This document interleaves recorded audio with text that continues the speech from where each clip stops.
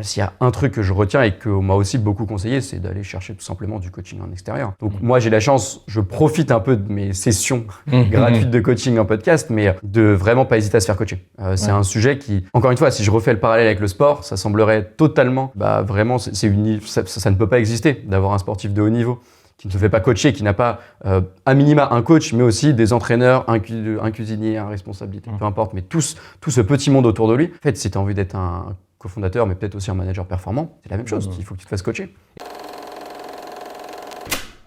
Bonjour à tous, aujourd'hui dans Le Faire en Vrai, je reçois Lorian Gourovitch qui est le créateur, fondateur et un des dirigeants de Mantra. On va parler de management dans une PME et dans les startups. On va beaucoup parler de la transparence qu'il faut avoir vis-à-vis des équipes. Salut Lorian. Salut Patrick. Je suis super content de t'avoir avec nous pour Le Faire en Vrai aujourd'hui. Plaisir partagé. Et puis alors en plus, toi tu changes de rôle. D'habitude, tu es plutôt intervieweur. Exactement, tu l'as dit. Je vais tout donner là, mais normalement, j'ai l'habitude d'être plutôt de l'autre côté du micro, on va dire. Ouais, mais comme on disait, tu vas te venger puisque tu vas me réinterviewer la semaine prochaine. Donc on va un peu expliquer tout ça. Avant ça, toi, tu es le créateur d'une entreprise qui s'appelle Growthmakers, équivalent s'appelle Mantra, qui s'appelle Growthmakers. Exactement. Je suis cofondateur d'une école en ligne qui s'appelle Mantra. On est en rebranding, donc le temps que la vidéo sorte probablement, ça s'appellera Mantra et on accompagne des entrepreneurs et des salariés de start-up, mais aussi de plus en plus de PME et de business models plus traditionnels à la prochaine étape de leur carrière. On essaye d'être l'accompagnateur vers la suite de leur carrière. Ouais, donc c'est pas très loin de ce qu'on est nous, Albus Conseil, sauf que vous avez commencé par le média et vous allez maintenant accompagner des entreprises, alors que nous, on a plutôt commencé par accompagner les entreprises. Par l'accompagnement, puis le média. On va passer un petit peu dedans, d'abord, juste pour que tu te présentes et que les gens qui nous regardent te connaissent. Quand tu crées Growthmakers, donc il y a 5 ans, c'est ça ? Ouais. Un petit peu moins, mais ouais, à peu près ça. À peu près 5 ans. C'est ta première expérience professionnelle réelle. Exactement. Moi, je sors d'alternance et en fait, j'ai cofondé cette entreprise avec mon frère qui s'appelle Gabriel, qui est un peu la tête d'affiche de la boîte depuis pas mal d'années. Et à l'époque, on est juste des passionnés. Nous, tu l'as dit, nous, on commence par le média. Donc, on démarre par un podcast juste entre passionnés de développement d'entreprise. Et donc, il me demande un coup de main. Donc, on se lance. Moi, je fais un petit peu tout le travail en off et lui fait ses interviews et on fait ça pendant pas mal de mois. Et c'est après qu'est venu le côté, OK, on fait ça, c'est bien, on se marre, on est des passionnés. Peut-être qu'il va falloir en faire de l'argent. Il faut quand même en vivre au bout d'un moment. Exactement. C'est rigolo de se faire plaisir, mais il faut quand même avoir un salaire. Et donc, vous développez ce média de plus en plus sur différentes types, toujours autour de l'entreprise et notamment des startups. C'est assez axé là-dessus. Exactement. À la base, nous, on aime le côté tech et développement d'entreprise tech. Donc, on l'a fait en parlant plutôt des nouvelles méthodes de développement business et marketing, puis nouvelles méthodes commerciales et maintenant nouvelles méthodes managériales. Donc effectivement, dans les podcasts que vous avez créés, à un moment donné, tu crées A-Team, ça on va quand même pas mal en parler. Je vous invite à aller, ceux qui aiment Le Faire en Vrai, normalement, vous devriez trouver des choses intéressantes dans A-Team. En gros, c'est quoi ce podcast ? C'est un format où je vais à la rencontre, sous un format aussi d'interview discussion, durant une trentaine de minutes, où je vais à la rencontre de managers et de fondateurs de startups plutôt, mais parfois aussi un peu plus de grands groupes. Donc on a reçu des gens qui bossaient pour Coca, on va avoir Asana la semaine prochaine. L'idée pour moi étant d'accompagner tous les jeunes managers à devenir ce que j'appelle des leaders épanouis, mais donc un peu en fait tous les problèmes que j'ai rencontrés. Tu l'as dit, moi je suis encore assez jeune, j'ai toujours 29 ans. Et donc de les accompagner un petit peu sur toutes les problématiques qu'ils vont pouvoir rencontrer et faire en sorte d'être épanoui et d'avoir une équipe performante ou des équipes performantes. Alors du coup, pour ceux qui nous regardent, vous avez l'habitude de voir dans Le Faire en Vrai des managers de grands groupes et quand on s'est rencontré avec Lorian, justement c'est ça qu'on a trouvé amusant, c'est qu'on a quand même globalement nous une tendance grand groupe et que vous avez globalement quand même une tendance start-up. Et c'est quand même assez intéressant parce que je crois que dans les grands groupes on fantasme un peu ce que sont les start-up et probablement que dans les start-up on fantasme un peu ce que sont les grands groupes. Et donc un peu l'idée de cet échange d'interviews, c'est aussi probablement pour nos publics respectifs de comprendre peut-être un petit peu mieux l'autre monde. Alors moi dans cette discussion, ce que je voulais te proposer Lorian, c'était qu'on commence par parler du management tel que toi tu le découvres à la fois en tant que créateur et développeur d'une entreprise qui s'appelle Mantra maintenant, et à la fois en tant qu'intervieweur qui fait que tu en rencontres beaucoup, donc tu as une culture de manager vachement développée par rapport au nombre d'années de management que tu as. Et du coup, ça m'intéresse vachement. Mais parce que toi, au départ, ça t'est un peu tombé dessus le management, c'est parce que tu t'es dit, tiens, il faut qu'on développe ce sujet maintenant, quoi. C'est toujours un petit peu... Et on a la problématique, donc c'est intéressant. Moi, je me frotte à des problèmes, il va falloir que je les règle. Et et ça c'est sûrement beaucoup, ça s'est pas mal développé dans l'écosystème startup, mais il y a quand même un gros côté d'entraide en général. Donc des gens qui viennent me contacter pour que je les accompagne sur des sujets où je les coach ou que je réponde simplement à des questions parfois. Et moi, je fais la même chose, c'est-à-dire quand je rencontre des problématiques sur des sujets financiers, je vais voir des CFO, des DAF, etc. Quand on rencontre des problématiques sur des sujets managériaux, je vais voir des managers de certaines équipes, etc. Je me suis dit, premièrement, pourquoi pas le partager ? au plus grand nombre. Et en fait, de se dire ces discussions, je les ai, pourquoi pas un petit peu plus les structurer et les partager, parce que ça a toujours été un peu notre passion aussi d'essayer d'accompagner au maximum tous ces salariés qui peuvent avoir besoin d'aide. Et de l'autre côté, on avait un sponsor avec qui on s'entendait très bien, et donc avec qui on s'est dit pourquoi pas partir sur un an de collaboration, et voilà, on s'est lancé là-dessus. Et alors du coup, depuis que tu fais A-Team, t'as rencontré combien de managers en gros ? Je dirais une trentaine. Ouais. 30, 31, 32, peut-être quelque chose. Ça fait un an et on fait à peu près une quinzaine d'épisodes. On fait 2 saisons, 15 épisodes, donc là je vais en être à un peu plus d'une trentaine. Ouais, donc c'est plus qu'une découverte là quand même, 30. Ça commence à faire. Là t'as 30 managers comme ça dans ta bibliothèque mentale. Et alors, qu'est-ce que tu te dis du management maintenant ? Qu'est-ce qui ressort de ces découvertes là, de ces rencontres, si tu devais sortir une ou deux idées ? Déjà une approche très différente. Fondateur-manager, donc qui est aussi un petit peu mon rôle, et manager pur, si je puis dire. Tu es dans une entreprise qui fait 50, 80 personnes, tu as une équipe à manager. Très différente dans l'approche de certaines problématiques auxquelles j'ai pu me frotter, de quand tu es fondateur, cofondateur ou presque premier aussi employé et que tu commences à gérer, à devoir manager une équipe. Et alors du coup, fondateur, qu'est-ce qui te saute aux yeux dans ceux qui sont fondateurs, cofondateurs ou presque fondateurs ? C'est quoi déjà là ? Qu'est-ce qui sort dans ces gens-là ? Le premier sujet, c'est de devoir passer de l'étape de je produis énormément de choses pour l'entreprise à je dois être en capacité de faire produire. Je pense que c'est le step le plus dur à faire et l'étape un petit peu qui demande le plus de travail parce que on en parlait en off, mais tu vois, la grande majorité des entrepreneurs, etc., t'es toujours motivé par ce que tu fais. Ouais. Ça te touche intrinsèquement, etc. C'est un peu ton bébé. Et puis tu te poses pas la question de est-ce que t'es motivé le matin. Oui, il y a des matins où tu l'as un peu moins, ça se passe bien, ça se passe moins bien. Mais ça devient une vraie question, la motivation en général des équipes, de donner de la vision, d'être en capacité de projeter à 1 mois, à 3 mois, à 12 mois. Là où toi, en fait, t'es dans ton quotidien, quand t'es 3, c'est pas trop le sujet, tu vas te dire t'es où l'année prochaine. C'est des questions, mais c'est un peu en off, tu vois, c'est un autre sujet. Donc de réussir à passer de ce step de je produis à je fais produire, c'est un des gros sujets, je pense. Et t'as vu alors je sais pas si t'en parles aussi ouvertement que ça, mais est-ce que t'as vu des fondateurs qui vraiment galéraient fort là-dessus et se retrouvaient presque bloqués sur le thème, mais j'arrive pas à lâcher le truc ? Je pense qu'on galère tous. Ah ouais. Je pense qu'on galère tous, peut-être pas autant, mais je pense qu'on galère pas mal. Après, ça va beaucoup dépendre, j'imagine, des personnalités. C'est-à-dire qu'il y a des personnalités qui vont très vite, justement, apprécier, déléguer, donner de la vision, etc. Et il y a d'autres personnalités qui vont plus aimer continuer de produire, plus que, s'intéresser à l'humain, c'est un peu fort, mais donc ils vont aimer plutôt rester vraiment à fond dans la production, plutôt que de s'occuper justement d'une équipe, etc. Mais d'ailleurs, je pense qu'il y a quelques managers qui créent une entreprise pour créer une équipe. Moi, j'en fais un peu partie de ça, mais la plupart des entrepreneurs, ils créent une entreprise parce qu'ils ont une idée ou une envie, et puis il se trouve qu'il leur faut une équipe, quoi. Je pense que c'est plutôt ça. Il y a beaucoup de ça, je suis tout à fait d'accord. Mais c'est vrai, c'est assez ambivalent, c'est-à-dire que moi-même, je sens que j'aime beaucoup faire les choses de moi-même, travailler dans mon coin, tout avancer, et plutôt que de donner de la vision, des responsabilités à droite à gauche. Et en même temps, je trouve que si on me demandait ma plus belle réussite, tu vois, c'est vraiment de voir les équipes le soir, se marrer, devenir amis, etc. Et donc il y a vraiment des vraies vies en fait qui peuvent être construites autour de ça. Ouais. Et donc du coup, si t'avais un fondateur qui aurait du mal à passer ce cap-là, maintenant du coup après ces 30 interviews, tu l'inciterais, tu lui dirais, écoute, il va falloir que tu ailles explorer ça parce que tu vas peut-être y trouver encore plus de plaisir qu'à faire ta production. T'as l'impression que finalement ils s'y trouvent du plaisir tous, comme toi un peu Je sais pas, mais j'ai l'impression que c'est un peu un passage obligatoire. Alors il y a forcément un spectre du 100%, j'y prends énormément de plaisir et je continue, à je reste vraiment seul dans mon coin. J'ai pu voir les deux, c'est-à-dire que j'ai eu la chance d'interviewer un des cofondateurs et le COO de Miro, donc qui est quand même une des très belles startups françaises, aujourd'hui peut-être plutôt scale-up d'ailleurs française, et qui a quand même la réputation de beaucoup travailler dans son coin, etc., alors qu'il gère quand même 400 personnes. Donc je pense qu'il y a plusieurs choses qui peuvent se faire et ça va vraiment dépendre des personnalités, des profils. Et après, on construit aussi autour de sa personnalité. Je pense qu'il n'y a pas du tout un genre qu'il faut être exactement comme ça. Chacun est humain. Je pense que le management aussi, c'est énormément d'humain.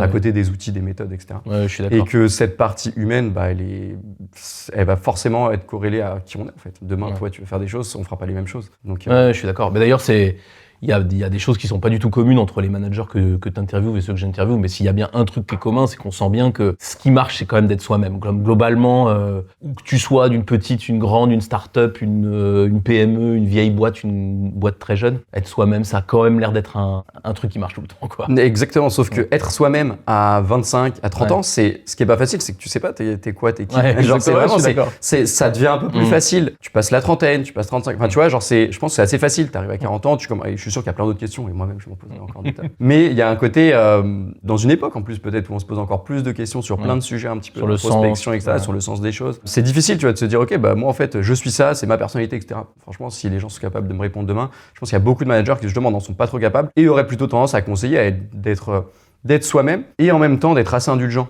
envers soi-même, se dire oui, bon, on va faire des erreurs, on est tous humains, mais il suffit de communiquer aussi dessus. C'est-à-dire que je pense que d'un côté manager, mais aussi manager, tout le monde est en capacité de comprendre que des choses se passent bien, moins bien, etc. C'est pas... Toi, c'est un truc que tu fais, ça, par exemple, tu t'arrives à partager ces doutes-là, à ne pas être justement une... J'essaye au maximum, mais par exemple, je sais que je vais avoir le défaut de vite repousser tous ces sujets-là pour repartir dans beaucoup d'opérationnels quotidiens et de livrer énormément et de produire, comme on en parlait juste avant, plutôt que de m'intéresser et d'essayer de le repousser, etc. Jusqu'au moment où je me dis, ok, là, ça devient vraiment un truc prépondérant. Donc, c'est vraiment quelque chose à réussir à construire et à mettre dans ses routines qui est indispensable. Et toi, alors que tu vois quand même des managers beaucoup quand même, vachement souvent. C'est encore quelque chose il faut t'auto-convaincre, il faut que tu te le dises. Attention, Lorient, là, tu es encore trop... ça arrive pas à être naturel. Alors non, c'est pas naturel. C'est-à-dire que moi, je vais avoir tendance à me dire, ok, on va avoir des objectifs précis. Ça devient pas naturel. Par contre, je suis en capacité de me dire à quel point c'est important et donc on va le faire. Voilà, je vais créer des routines. T'as des alertes, quoi. Et voilà. Et par rapport à je pense que la performance, elle passe aussi à travers la mise en place de routines auquel tu ne réfléchis plus vraiment. On a l'habitude dans le sport de voir des petites routines, des petites mimiques. Tout le monde repense à Nadal qui remet, je sais pas, la chaussette gauche, son machin, son truc. Ok, ils ont tous ça, les sportifs en général. Et j'aime bien cette métaphore parce que je pense on peut créer un vrai parallèle par rapport à ça. Et je vais me dire, si je sais, moi, que j'ai tendance à délaisser ces sujets-là, c'est simple, il suffit de se mettre des moments dans son agenda et puis voilà, ce sujet-là, tu le décales jamais, il est là et tant tu le fais. Bon, évidemment, nous, on a envie de savoir tes routines. Alors, c'est quoi, toi, tes routines? Mes routines, alors principales... Pas toutes, mais...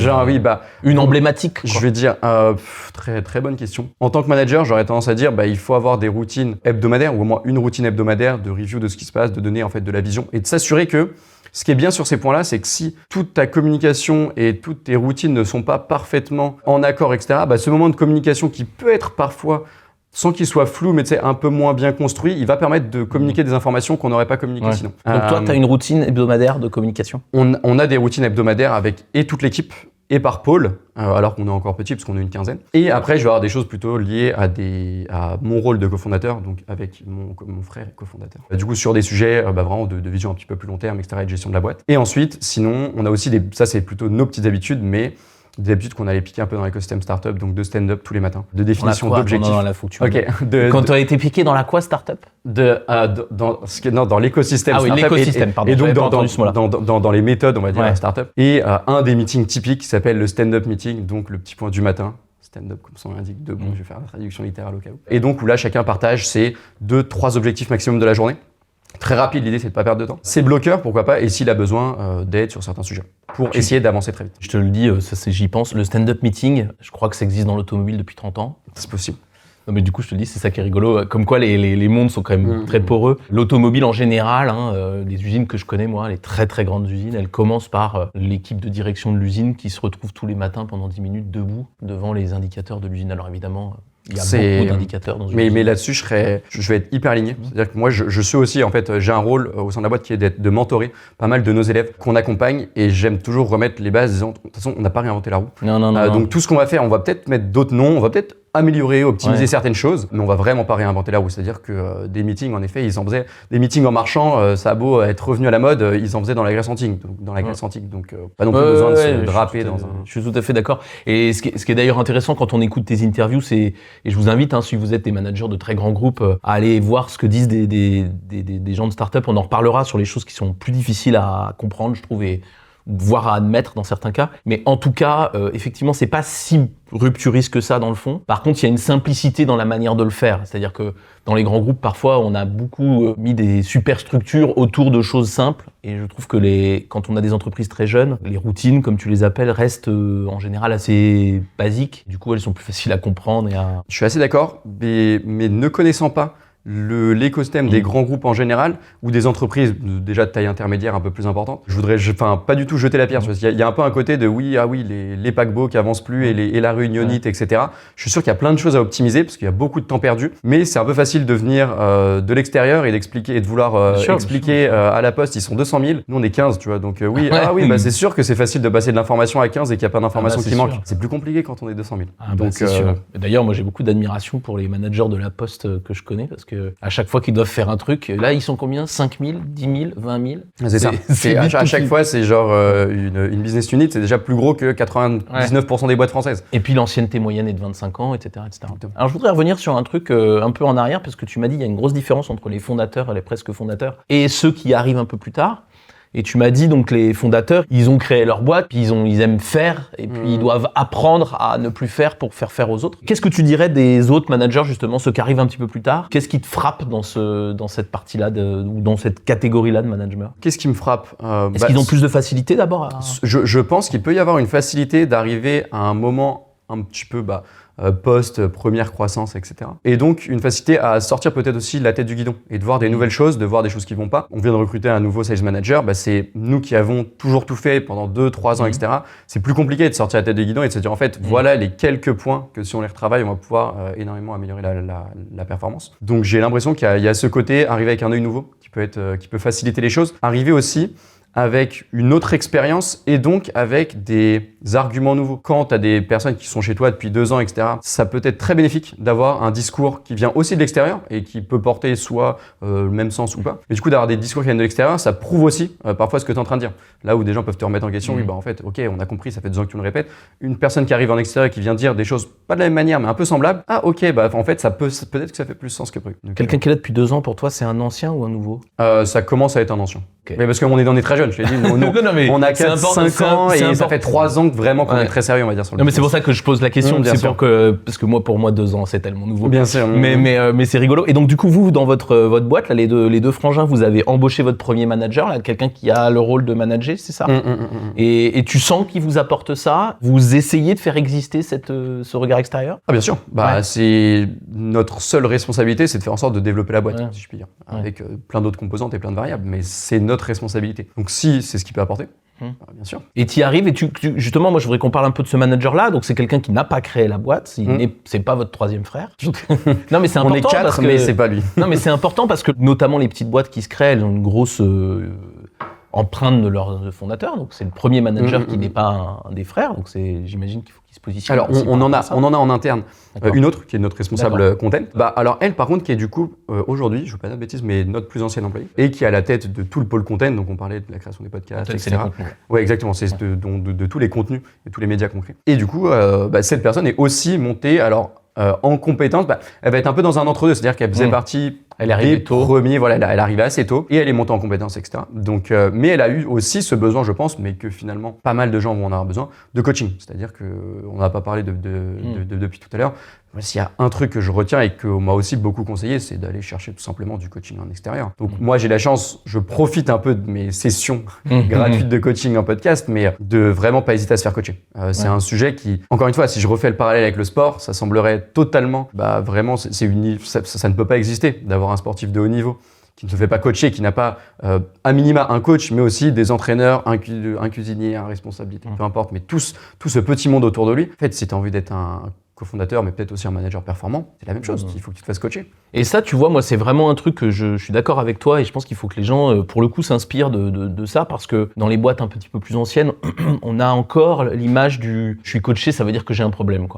Et je suis d'accord, enfin, c'est un bon exemple, le sportif de haut niveau. Le sportif de haut niveau, il est coaché pas parce qu'il a un problème, il est coaché parce qu'il a envie de réussir quelque chose, c'est tout. Et moi, je sais que je suis coaché aussi, enfin, je me fais aider de l'extérieur et je suis coaché depuis des années, un peu en continu, pas toutes les semaines, mais en continu, parce que je trouve que c'est utile justement d'avoir ça et je pense qu'il faut se décomplexer sur le sujet. Mais je suis d'accord, il faut se décomplexer et en même temps ouvrir aussi. Alors, c'est pas un combat qu'on va porter dans la vie de tous les jours, mais j'ai eu pas mal de gens qui sont passés chez nous et qui, au moment de passer au sein de notre équipe admission, avant d'intégrer notre école en ligne sur des programmes 4 à 12 semaines, qui nous ont déjà fait remonter le fait de non, j'aimerais bien que mon manager soit pas au courant, ou j'aimerais bien que la mon N+1 en général, plutôt que manager, soit pas au courant. Mais je comprends, c'est hyper smart de ta part d'avoir été en capacité de faire le constat que tu n'en as pas la compétence ou pas suffisamment, que tu vas perdre du temps. Là, tu viens chez nous, tu vas gagner du temps, on va pas réinventer la roue, on va te transmettre les compétences et les méthodes de quelqu'un qui l'a déjà fait et qui a déjà fait la même chose. En fait, viens le prendre. Tu vas gagner ton chef. C'est exactement, c'est genre tu vas faire mieux que tes objectifs. Genre ça me semble être gagnant, mais pour tout le monde vraiment. Et c'est remonté plusieurs fois. Moi, j'ai des gens qui m'appellent pour être aidés. et qui veulent se payer eux-mêmes leur conseil ou leur coaching, tu vois. Et ça coûte cher, hein. Ouais, bah.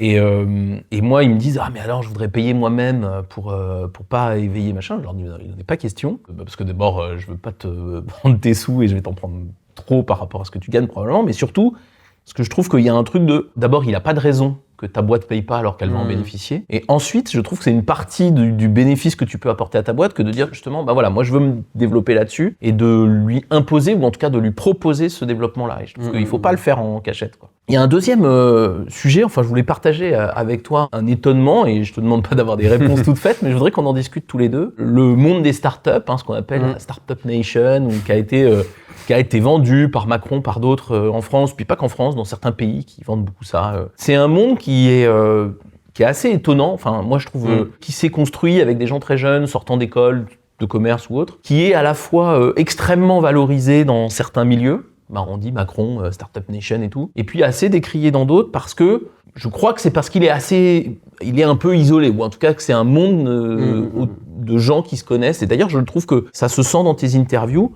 pas dans la manière dont tu interviews, mais dans les interviewés. Effectivement, ils se ressemblent. Enfin, il y a un certain nombre de points qui se ressemblent, l'amour de la croissance, un certain vocabulaire, on l'a pu le voir un peu avec toi. Est-ce que ces gens-là, les gens que tu rencontres, ils se rendent compte, c'est quand même une bulle, pas au sens financier, mais c'est quand même une bulle. Est-ce qu'on se rend compte de ça ? Je pense que oui. Clairement. J'en ai discuté aussi en off avec pas mal. Je pense qu'on se voile pas trop la face là-dessus. Mais j'ai un avis qui va être assez ambivalent, c'est-à-dire qu'en même temps, ça paraît très fermé. Et c'est un écosystème entrepreneurial sans la vision vraiment, il faut lancer des paillettes, etc. Mais c'est peut-être, je connais pas tous les écosystèmes, donc je vais pas non plus balancer des grandes vérités générales, mais je le vois aussi comme un des seuls écosystèmes qui permet l'émergence de n'importe qui. Enfin, Internet a quand même ouvert énormément de portes à n'importe qui n'a pas fait de grande école, qui vient de milieux plus populaires, etc. Si tu as grosso modo une connexion Internet, oui, on pourra me dire, tu vas dans la Creuse, peut-être que la connexion Internet n'est pas assez bonne. Ouais. J'ai l'impression qu'aujourd'hui, c'est quand même un milieu qui est très ouvert. Demain, tu veux devenir ministre ou faire de la politique ou entrer à l'Assemblée nationale, c'est quand même beaucoup plus compliqué. Je pense que c'est beaucoup plus fermé que justement l'écosystème d'Internet et la tech en général. Alors bien sûr, par contre, j'enlèverai pas le fait tu prends tous les grands patrons on citait les Doctolib, etc. C'est sûr que c'est des profils qui vont beaucoup se ressembler. Mais après, on va pas non plus leur enlever le fait de si ces gens-là ont envie de construire l'avenir avec des nouvelles choses, des nouvelles idées, etc. Tant mieux qu'ils le fassent. Mais je pense qu'il y a aussi tout cet aspect qui est moins mis en vue et qui permet aussi l'émergence d'énormément de gens qui n'ont pas fait de grandes écoles. La preuve, je te l'ai dit en off, mais moi j'ai arrêté en première année de master à une fac, etc. Je suis pas du tout un milieu populaire ou quoi, mais du coup, j'ai pas fait de grande école et ça ouvre quand même des portes. Si t'es motivé, si t'as envie d'apprendre, ça fait partie peut-être des derniers endroits où tu peux lancer quelque chose avec très peu de moyens. T'en parlais, pour se lancer dans l'industrie automobile, je pense que c'est compliqué. Il va falloir avoir un petit ticket d'entrée. C'est de l'industrie en général. Après, c'est juste une question de business model. Mais Internet ne coûte tellement rien et a tellement réduit les coûts de production en général que tu peux lancer une entreprise avec très très peu de moyens. Ouais, non, mais je suis d'accord. Et c'est intéressant. C'était aussi pour ça que je voulais qu'on ait la discussion. C'est que il faut pas trop caricaturer. Cette caricature, elle est un peu liée au vocabulaire. Ça crée une petite barrière à l'entrée pour ceux qui n'en sont pas. Parce que t'as l'impression qu'il y a plein de choses qu'il faut connaître pour rentrer. Je pense que tous les milieux font ça, mais ça doit un peu jouer là-dessus. Je suis hyper d'accord. Personnellement, j'aime pas du tout les anglicismes, etc. J'en utilise, mais à volo. Et vraiment, c'est très drôle parce que sur nos podcasts, on nous a en même temps énormément reproché ce côté, franchement, arrêtez, le fond de vos interviews, c'est top, ça peut énormément nous aider. Par contre, le vocabulaire, je fais 5 minutes d'interview, j'ai 10 anglicismes, un truc, arrêtez. Et de l'autre côté, on a des gens qui justement nous ont remercié vous m'avez un peu ouvert la porte de ce monde qui, en fait, si tu veux rentrer dedans et que justement, déjà tous les codes un peu du vocabulaire, etc., tu les as pas, ça te complique la tâche. Ouais, non, mais c'est pour ça. Non, mais d'ailleurs, il faut faire attention dans tes interviews à nous expliquer certains des anglicismes, etc. Mais je crois qu'il y a un peu ce truc-là. Mais c'est bien aussi que tu rappelles ce côté assez démocratique de la création d'entreprise. Et je suis d'accord avec toi. Alors, l'automobile, personne va créer comme ça une marque automobile. Enfin, on parle d'Elon Musk, mais déjà, il faudrait revenir sur son histoire. Mais globalement, c'est presque impossible. Mais même bosser dans l'automobile, si on veut être manager, il faut faire des études. Enfin, il faut aller au bout des 5 ans. Bien sûr, parce que c'est trop technique, donc il y a une barrière à l'entrée. Je trouve que c'est intéressant de se redire ça. Moi, j'avais, quand j'ai commencé il y a un petit peu plus longtemps que toi, du coup, il y a 15 ans, c'était plutôt la distrib que je voyais comme ça. La distrib, on peut... dans la distribution, on peut être manager en partant de tout en bas et on peut créer un peu plus facilement son entreprise. Moi, j'avais un deuxième truc autour de ce monde-là, c'est d'ailleurs ta boîte, elle s'appelait Growth Makers. Donc fabricant ou faiseur de croissance. Ouais, de croissance. Et aujourd'hui, en 2022, après le Covid et tout ça, on est obligé de questionner la croissance, me semble-t-il. Pas forcément pour dire que c'est mal ou que c'est bien, mais en tout cas, on est obligé de la questionner parce que est-ce qu'elle est pas toujours bien, en fait, c'est pas toujours une grande valeur. Et là, tu es avec des gens qui sont généralement jeunes, ils doivent être conscients des enjeux écologiques du monde. Comment ils gèrent ce qui ressemble un peu à une contradiction entre l'envie de faire croître son entreprise et les questions que ça pose au niveau sociétal? Ouais, c'est une très bonne question sur laquelle je pense que j'ai pas encore assez creusé, mais je suis impatient de voir dans les années qui arrivent, parce que c'est aussi un sujet, tu l'as dit avec l'arrivée du Covid, mais c'était finalement il y a quand même pas très longtemps. Puis les sujets de décroissance qui sont de plus en plus discutés, ou au moins mis sur les devants de la scène. Pour moi, la question se pose. Bien sûr, c'est une question qui est amenée à se poser. Ça va dépendre de ce que je pense qu'on va mettre derrière en termes vraiment d'action par rapport aux mots. C'est-à-dire que, on parlait un petit peu de responsabilité sociale, environnementale, etc. On parlait par exemple de la Poste. Aujourd'hui, tu prends les plus grosses scale-up françaises par rapport à la Poste. Alors vas-y, scale-up.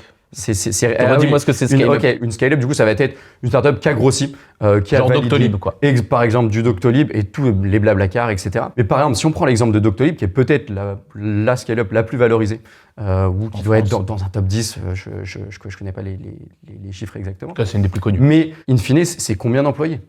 C'est combien en termes de locaux, et ça représente quoi à côté de la Poste? Je pense que c'est 100 fois moins plus petit.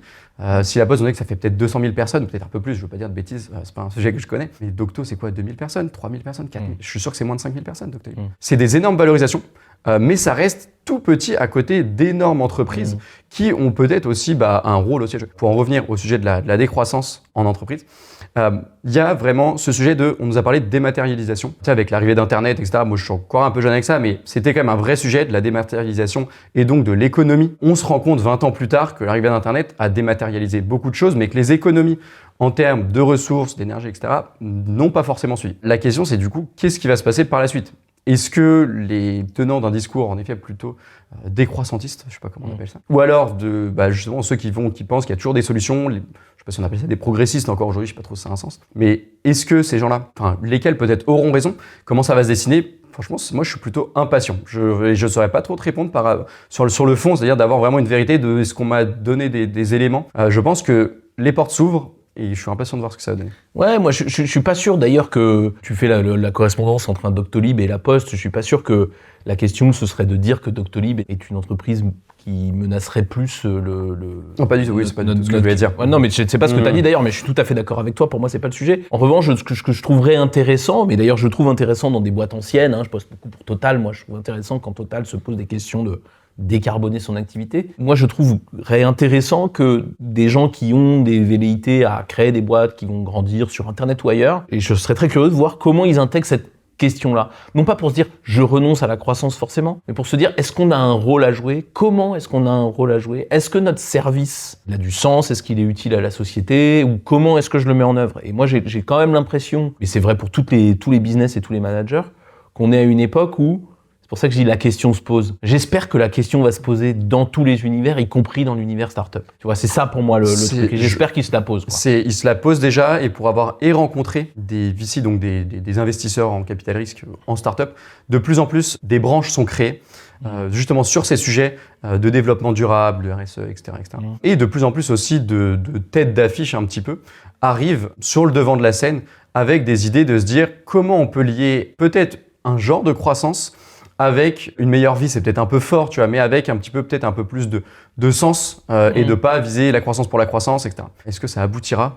L'avenir nous le dira. Ouais, mais je trouve moi je trouve qu'il faut qu'on pousse aussi les gens à se poser cette question, sans préempter la réponse, tu vois. Moi, il y a des trucs qui me choquent, tu vois, par exemple, je sais pas si c'est des startups d'ailleurs, mais en tout cas, les entreprises qui essaient de faire de la livraison en 15 minutes, je vois pas ce que ça apporte au monde. Toi, t'as un moment donné, tu dis, mais les gars, votre service là, c'était toujours plus vite, toujours plus. Mais en fait, quand on avait une livraison en 2 heures, est-ce que c'était si grave, quoi ? Il y a des avancées de business qui sont plus contestables que d'autres. Et puis d'un autre côté, Doctolib, c'est un progrès incroyable pour notre vie quotidienne et indépendamment des questions de carbone et autres. Et donc du coup, voilà, moi je trouve que c'est intéressant qu'on se pose la question et qu'on ait des gens qui sont comme ça, parce que sinon, la modernité, pour moi, dans les entreprises toutes, c'est d'avoir cette question. C'est pas de faire comme si on s'en foutait, ça concerne les autres, quoi. Qu'est-ce que tu en penses du fait de l'évolution justement de ces boîtes, sans les citer, qui te font en général, on va dire, des services de livraison, tu l'as dit, ultra rapides? Quelle valeur ça apporte? Et est-ce que parce qu'elles ont aussi des investissements fous pour essayer de rendre ça rentable. On l'a bien vu depuis quelques années, sans citer toutes ces marques de livraison encore une fois, mais c'est souvent des levées de fonds qui sont hyper importantes, énormément d'argent perdu et ou dépensé plutôt, puis perdu. Des gros problèmes de rentabilité, c'est-à-dire qu'ils testent des choses, mais c'est aussi un peu l'idée de la startup, c'est qu'on n'est pas sûr du business model à la base et on va essayer de créer une nouveauté, etc. Est-ce qu'à l'avenir, ça va de mieux en mieux marcher ? Franchement, moi, j'y mets pas ma main coupée. J'aurais plus tendance à investir dans d'autres entreprises que ces boîtes qui font de la livraison hyper rapide, qui demandent une logistique folle, etc. Est-ce que la livraison par drone, ça va se développer, etc. Ou les Uber hélicoptères, je suis pas convaincu que dans 10-15 ans, mais peut-être que cette vidéo, ça sera ressorti, et tant mieux. Mais personnellement, je n'y mettrai pas ma main coupée. Ouais, bah... Moi, tu me poses la question, et il me semble qu'on est dans le moment où notre société, on l'a vu sur les élections, est un peu tendue entre une partie qui va commencer à se dire est-ce qu'on met la société dans le bon sens, et qui accuse notamment les patrons de s'en foutre, globalement, et de l'autre côté, des patrons, qu'ils soient de petites boîtes ou de grandes, qui cherchent à changer leur business model. Moi, je suis convaincu que dans les années à venir, il est de la responsabilité des patrons de questionner leur business model dans ce sens-là. Et ça va être important pour recruter aussi. Pour moi, si tu veux recruter et avoir un business model, il ne faut pas que te poser la question est-ce qu'il est rentable. Il faut te poser aussi la question est-ce qu'il est rentable et est-ce qu'il sert à quelque chose. Je dis pas que ça sert pas forcément. Je trouve qu'il y a des trucs qui sont super géniaux, hyper utiles et tout. Mais il y a des fois des trucs où ouais ok tu vas faire du pognon dessus, mais en vrai ça sert à rien quoi.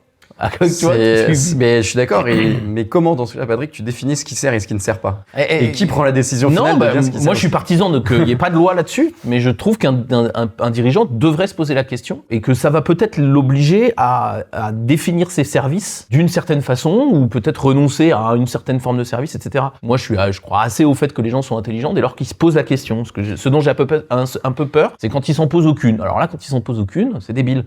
Mais quand ils s'en posent, moi je trouve qu'ils disent pas forcément des conneries. Donc moi j'aurais tendance à dire, en fait, pose-toi la question. Et je pense que quand tu vas recruter les gens, de toute façon, ils vont te dire, mais ça sert à quoi ce qu'on fait en fait? Et je trouve qu'il faut être capable de répondre à ça. Ouais, je suis tout à fait d'accord. Ça peut pas être gagner de l'argent. Ou alors que dans ton gain d'argent, dans toutes tes lignes de ton compte de résultat et de ton bilan, tu aies des lignes qui soient dédiées, je sais pas comment ça doit être pris en compte, pour l'environnement c'est plus facile quand on a mis en place des taxes carbone. Je pense que ça peut être vraiment pris en compte, c'est-à-dire que tous ces éléments par exemple qui sont liés à l'énergie, au changement climatique, etc., c'est parce qu'on n'a jamais fait rentrer la variable de tu balances du CO2 dans, on va dire en général, où tu consommes des ressources qui étaient dans la terre avant. On a toujours compté que c'était la preuve, c'est qu'on se plaint qu'à 2 € le litre de pétrole, c'est très très très très cher parce qu'on l'a toujours connu pour les plus vieux à moins d'€1, pour les plus jeunes à 1,50 € ou 1,30 €. C'est un coût qui reste ridiculement petit par rapport à la valeur que tu peux en proposer. Et par contre, est-ce qu'il n'y aura pas une évolution? Et ça aussi, je suis un peu impatient de voir ce genre d'évolution, c'est comment tu restes rentable quand finalement tu ajoutes et tu inculques beaucoup plus de coûts et des coûts réels liés à cette utilisation de ressources qui ont mis des millions d'années ou des dizaines de millions d'années à se créer au coût réel. C'est-à-dire pas à 1 €, pas à, je sais pas, à 50 € du mégawattheure ou je ne sais quoi, etc. Ouais, non, mais je pense que tu as la logique du coût, mais puisqu'on parle de management, moi je pense aussi que tu as un truc de management. C'est-à-dire que à partir du moment où il va falloir donner du sens à ce que tu fais, parce que tu veux recruter, parce que tu veux avoir des gens qui restent, parce que tu veux avoir des gens qui sont préoccupés logiquement de leur société, pour pouvoir leur donner du sens sans que ce soit du greenwashing, du social washing, du tout ce que tu veux washing, il va falloir que le dirigeant il se soit sincèrement posé la question. Et moi je le vois dans les boîtes que j'accompagne, quand elles font des efforts, je prends tu vois par exemple Darty, qui est en train de passer d'un modèle de vente de produits à un modèle largement de réparation. Les gens, ils sont hyper fiers de leur boîte à l'intérieur de Darty. Putain, notre boîte, c'est trop bien. Elle perd pas de chiffre d'affaires, elle réoriente son activité, mais tout va bien. Darty est une entreprise qui fonctionne correctement. Mais tu vois, ça les rend hyper fiers. Là, je travaille sur une usine Total qui est en train de se dire, il faut vraiment qu'on réduise nos productions de CO2 parce qu'on est des usines très polluantes. Et ça rend les gens très fiers. Donc en gros, moi, je crois quand même que en plus du chiffre, on peut avoir un bénéfice là-dessus. Et j'espère que les start-upers ou les gens qui ont des petites boîtes, ils vont commencer à se dire « Ah ouais, en fait, est-ce que mon service, je suis capable de le vendre ?» Tu vois, je veux pas mettre un bien ou mal, mais je suis capable de l'expliquer et de le vendre avec de la valeur, quoi. Du coup, qu'est-ce que tu réponds à un salarié d'une entreprise, peut-être d'aviation, qui t'explique que lui, il donne la liberté de déplacement partout dans le monde à n'importe quelle personne et pour des prix qui sont ultra faible. Eh ben, écoute, on a exactement la question, nous, dans une entreprise aéronautique. Il y a un sens, il y a un sens à ça. Tu te donnes vraiment une liberté de déplacement, c'est hyper fort profondément. Mais là, tu vas te frotter à l'autre côté, à dire, bah ouais, mais tu vois comment ça détruit ou ça consomme simplement des énergies. Mais moi, je trouve qu'il faut se poser la question. Et en fait, j'ai pas de réponse à ça. Et c'est pour ça que je te posais la question sur les gens que tu rencontres. Ce qui m'inquiéterait beaucoup, c'est qu'ils se la posent pas. Après, j'ai pas de réponse toute faite à l'aéronautique, au machin, au truc. J'ai mes convictions. Moi, la livraison en 5 minutes, je vois pas l'intérêt. Mais je trouve que c'est embêtant de pas se poser la question. Et c'est pour ça que je te demandais, est-ce qu'il se la pose? S'il se la pose, je suis déjà un peu rassuré. S'il se la pose pas, je suis très inquiet. Je suis convaincu qu'il se la pose et qu'il y aura énormément de nouvelles choses qui vont arriver, justement, qui vont émerger de cet écosystème. Le dernier point sur lequel peut-être je voudrais je sais pas si on conclut. J'anime cette entreprise depuis 10 ans et ce média-là avec l'idée qu'il faut aimer les gens pour les manager, il faut les développer, il faut croire en eux plus que dans nos business et que le chiffre d'affaires est une conséquence du fait de bien s'occuper des gens et de prendre soin d'eux. Est-ce que c'est quelque chose que tu partages et est-ce que c'est quelque chose que tu vois fort aussi dans cet univers des entreprises comme étant un vrai point positif? Je pense que oui. C'est-à-dire qu'il y a vraiment des possibilités d'évolution très rapides, de coaching aussi très rapide. Ça s'est fait dans toutes les entreprises. Je pense que ça se fait très bien aussi dans le milieu startup. D'arriver dans une entreprise, tu as des périodes d'onboarding, donc de mise, je sais pas exactement comment on pourrait traduire ça. D'intégration. D'intégration, exactement, une période d'intégration pour une montée en compétences, que ce soit sur des outils, sur des méthodes, sur les routines, etc., qui sont ultra poussées. Parce que finalement, ce qu'a fait en partie l'écosystème startup, c'est de répliquer des modèles qui fonctionnaient très bien et de les intégrer, de les répliquer à la tech. C'est-à-dire qu'on va avoir des méthodes, par exemple, si on parle de méthode commerciale. Aujourd'hui, comment fonctionne une équipe commerciale dans une entreprise tech, c'est clairement de la méthode, on appelle ça du taylorisme, il me semble, de découpage des métiers, qui peuvent faire perdre un peu de sens, ça pourrait être une autre discussion, j'ai tendance à croire, mais qui donne une performance du moins à court moyen terme, qui est très très forte. On limite les métiers, etc., à des objectifs très précis. Ça, c'est un truc qui existait il y a 70, 100 ans déjà, même quasiment. Et donc, ça a simplement été répliqué, adapté à un environnement. Ah bah ça, on en discutera peut-être la semaine prochaine, parce que moi, justement, j'essaie de pas découper mes activités, parce que je veux chercher l'autre valeur, en fait, qui est moins cette efficacité tâche par tâche, mais plus l'efficacité globale, et j'ai l'impression qu'il faut pas trop découper pour ça, mais on en reparlera. Et dans ta boîte, donc Mantra, avec ton frère et avec tes 2 managers maintenant, c'est quoi votre démarche managériale globale? Qu'est-ce que vous essayez de faire? Justement, c'est développer les gens, vous êtes vraiment dans cette démarche-là de management On essaye au mieux, c'est-à-dire qu'entre le discours et les actes, il y a forcément des choses. Bien sûr. Ceux qui se trompent jamais ne managent pas. Exactement. Mais on aime quand même nous-mêmes s'autoproclamer école dans l'école, puisqu'on est une école en ligne, et on essaye de partager aussi un maximum de choses et de former sur un maximum de sujets, de proposer une montée en compétences. Et je pense que n'importe qui, du bon comme du mauvais côté, n'importe quelle personne qui est passée chez nous pendant 6 mois, 12 mois, etc., peut voir une très rapide évolution. En tout cas, c'est votre préoccupation de le faire. Ça marche plus ou moins bien parce que c'est la vie, quoi. Mais en tout cas, c'est vraiment votre préoccupation. C'est un réel sujet. C'est pas du tout un... On peut pas former les autres et ne pas s'appliquer à soi-même ce qu'on essaie de faire.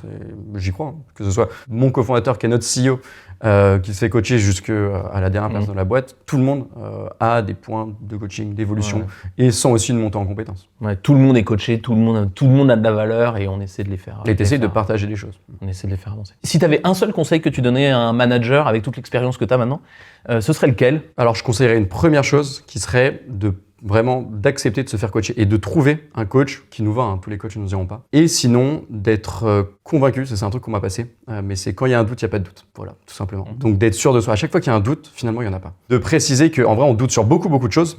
Mais je pense qu'à chaque fois qu'on doute, la situation veut qu'on cherche des solutions ou des issues un petit peu sans qu'elles soient positives, tu vois. Mais si demain, sur le sujet un petit peu le plus dur qu'il y aurait, tu hésites à valider une période d'essai ou à garder une personne, en fait, t'hésites pas du tout. Tu cherches juste des raisons d'un peu éviter ce truc-là. Est-ce que, tu le sais en fait, si tu t'es déjà posé la question, tu le sais. Il faut se faire confiance, quoi. C'est ça. Exactement. Il y a un doute, donc il y a une question, mais fais-toi confiance dans la façon dont tu vas répondre et normalement tes instincts vont t'amener à la bonne solution. Exactement. En fait, se faire confiance, c'est très difficile. Donc moi, j'aime bien dire juste, si t'as un doute, c'est que t'en as pas en fait, et que tu connais la réponse. Lorient, merci beaucoup pour cette conversation. Alors, juste pour que les gens puissent te retrouver, d'abord, t'animes donc ton podcast A-Team, j'imagine qu'on peut retrouver sur toutes les plateformes. A-Team sur toutes les plateformes, Apple Podcast. Et ça s'écrit comme l'agence Tourisque. Exactement. C'est la A-Team. Exactement. Ta boîte, c'est Mantra, et donc qui fait des services de formation en ligne aux entreprises, c'est ça? Exactement.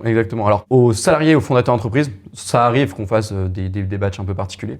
Mais on a ce côté aussi très communautaire et aimer mixer les gens, etc. Et vous êtes donc une petite entreprise, parce que je crois que vous êtes une quinzaine, qui n'est pas une start-up, donc, et qui est dans une croissance réelle, mais qui n'est pas délirante, puisque vous embauchez les gens un par un, et pas 100 par 100, quoi. Puis on en parlait en off, mais on n'a pas une scalabilité, même si on fait des choses qui sont en ligne, donc qui sont un peu plus scalables que si on faisait dans une école et on devait avoir des locaux, par exemple. Mais on n'est pas du tout un produit tech qui permet justement de toucher énormément de monde avec un coût très faible. Donc, c'est pas le Doctolib de la formation que vous êtes en train de faire. Et donc je vous invite à aller voir, j'imagine que aussi on peut trouver ton profil sur LinkedIn. Exactement. Et sur la plupart des réseaux sociaux. Donc je vous invite, si vous voulez en savoir plus, à écouter A-Team et à aller voir ton profil.